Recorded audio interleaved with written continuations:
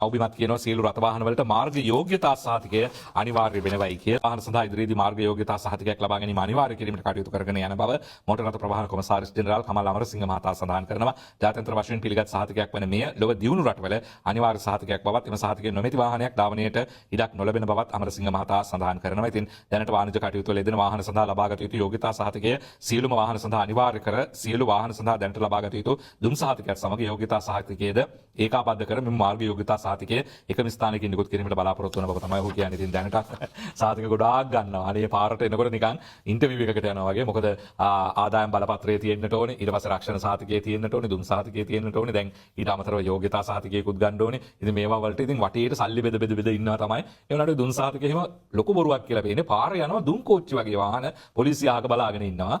මාර්ගස්ත මගේ ප්‍රවාහන අධිකාරිය හරි වෙන කවුරු හරි බලනවද දන්නෙත් නැහැ. මුළු පැත්තම කළුදුමින් වහගෙන යනවා. ඉතින් සහතික නම් තියෙනවා. අන්තිමට ඉතින් වෙනමම දැන් මම දැක්ක Facebook වල එහෙම ප්‍රොමෝට් කරනවා. මේ සහතික දාගෙන යන වාහනේ සහතික දාගෙන යන වෙනමම මේ පැකේජ් වගේ හදලා ලෙදර් වලින් එහෙම ප්ලාස්ටික් වලින් එහෙම හදලා තියෙනවා. ඉතින් ඒ වගේ සහතික ගොඩක් විතරක් තිබ්බට වැඩක් නැහැ. මාර්ග විනය, මාර්ග නීති ඒවා පිළිබඳවත් අවධානය යොමු කරන්නට ඕනේ. ඉතින් මේ මාර්ග ගැන කතා කරද්දී ඉස්සල්ලාම මේ මත්පැන් මද්ද්‍රව්‍ය භාවිතා කරලා මත්පැන් නම් අල්ලන්න පුළුවන් මද්ද්‍රව්‍ය භාවිතා කරලා වාහන එලවන පිරිස අඩු කරන්නට ඕනේ.